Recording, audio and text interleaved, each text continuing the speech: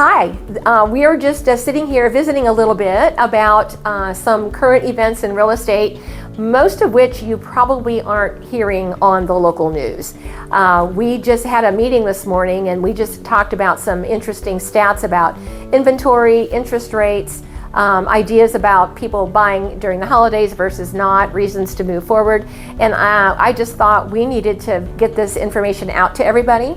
So I invited my good friend Steve. Hi, Susanne. We used to do videos together. It's been way too long. Way too long. I know. I enjoy being with you. Thank you. Yeah. So the good news that we wanted to talk about is that just kind of overall is that the inventory is stabilizing. The resale home inventory is stabilizing. Okay. Interest rates are coming down. Hallelujah. Hallelujah. Yeah. Right? So that's really great. But we're trying to kind of find that balance to share with our clients, both sellers and buyers.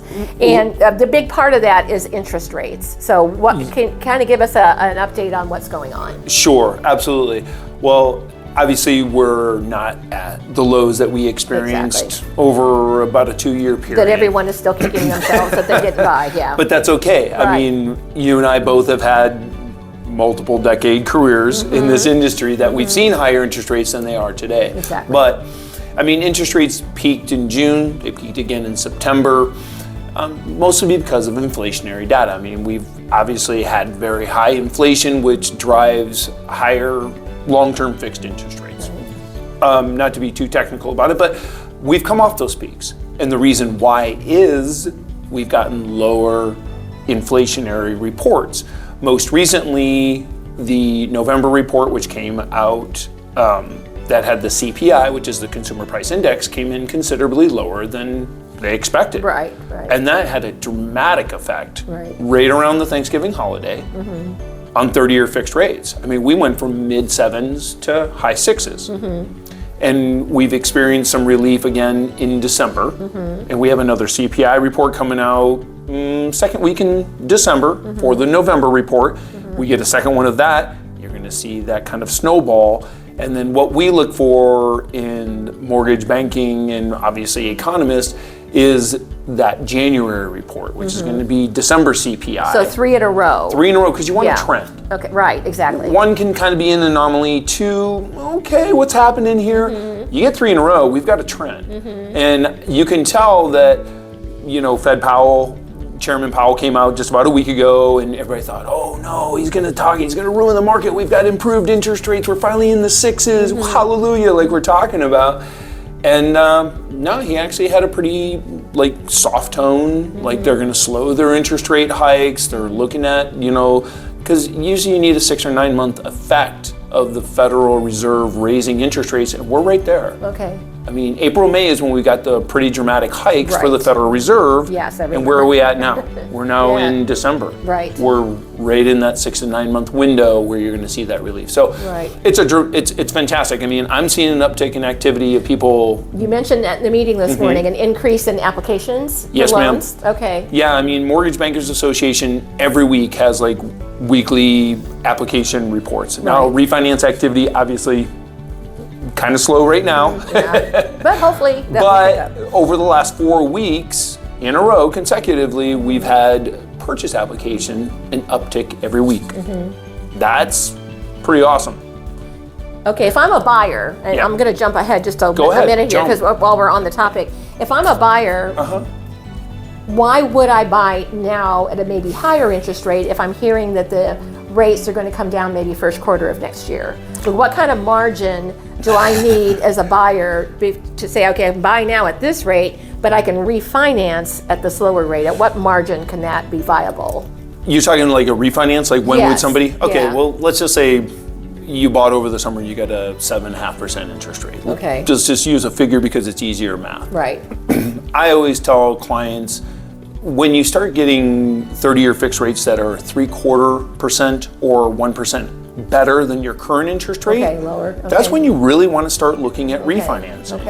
And that's why we've told people, at least, myself, my team, and I think yourself, is maybe don't pay for buying the rate down now unless you need it to qualify, because we do see rates coming down in the near future to Okay. where it's going to benefit people to refinance out of their purchase rate of Okay. 7.25, 7.5. I mean, there's some people that got high 7s, low Right. 8s, that they're going to see that relief. Yeah, perfect. Okay, so that's good news, and that's Yes. not something that we're always hearing about. So we're trying to disseminate the information here. So yeah, Well, I was going to ask you, I mean, because we also talked about, on the real estate side, the stabilization of inventory. So when you guys say it's stabilizing, what does that mean?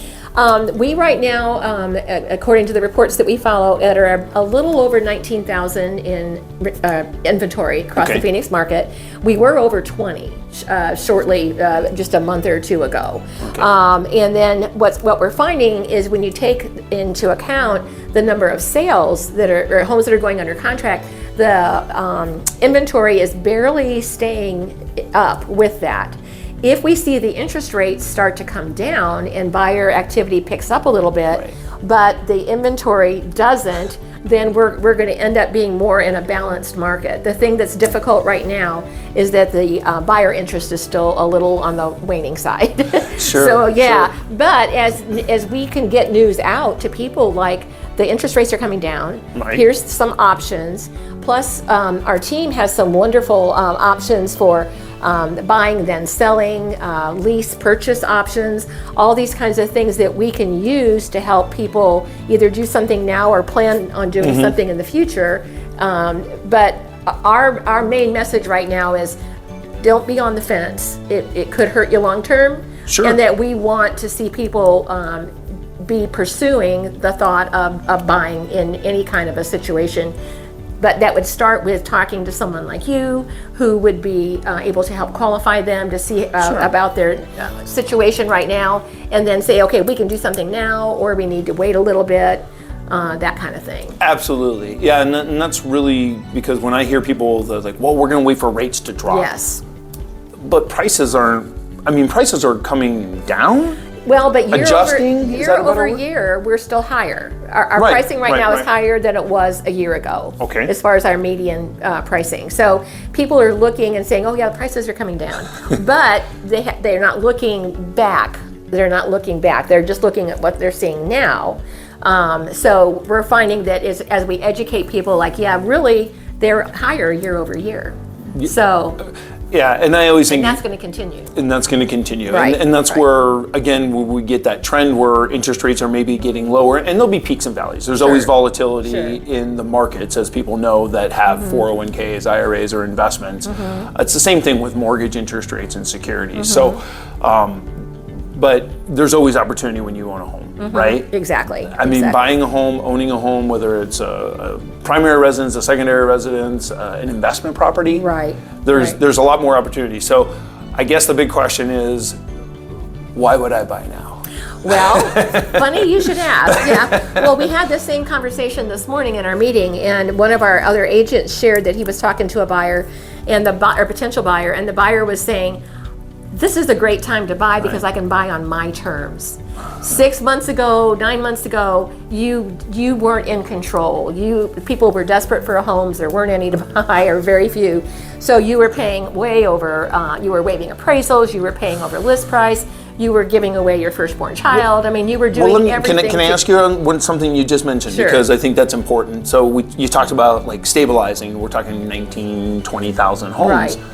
So in the height, like 2021, how many active listings were there then? In January of this year, we were under 4,000 at one point. Under 4,000. Homes. In Maricopa County? Yes, well, yeah, across the Phoenix area. It was crazy, and that's why we were getting 15 and 20 offers on a property. It was just so the sellers were totally in control because they could call the shots because there were so many buyers that wanted their. So when their they said their terms, they literally meant there's more opportunity, there's more Yeah. homes to look at, there's in their But- price point, their range. Exactly. So now it's a buyer's market. So we hope to get back to a more balanced situation. But right now, buyers can negotiate for closing costs. They can negotiate on repairs. They can negotiate on maybe getting money towards discounting interest if that's applicable and good for Yeah, the buyer. absolutely. So there's a whole lot of reasons to not wait Absolutely. and to do it your way. Kind of like Burger King. Fantastic place said that, yeah. So there's just so many good reasons to buy now, Always. to buy on your terms, to buy before the rush, because once people kind of get this holiday mentality, and I've been doing this for just under 20 years now, and I see it every year. And that's okay, I understand. People are busy and you live lives and you have fun during the holidays. But if everybody has that same mentality, buyers and sellers, after the first of the year, we're going to have a lot more competition. Right. So if everybody got off the fence at the same time? Yes, we would be in a crowded yard. Yeah. So we want to just advise people, like we said at the beginning, that all this that we've shared is good news. Yep. That there's opportunity out there. And we just want to encourage people that it's not all doom and gloom. Absolutely. And we want to be those that communicate that well to our community and to our clients. I couldn't agree more. Yeah. It is good news. It is great This news. is all good news, and thanks for inviting me. Yeah, you're welcome. So anybody that's interested right now in finding out what you can do, when you can do it, we'd love to talk to you. Steve is my first guy that I recommend to have you sit down with, and then our team can take care of your needs, whether you're buying or selling. And sure appreciate your time, guys. Thank you. Awesome. Thanks.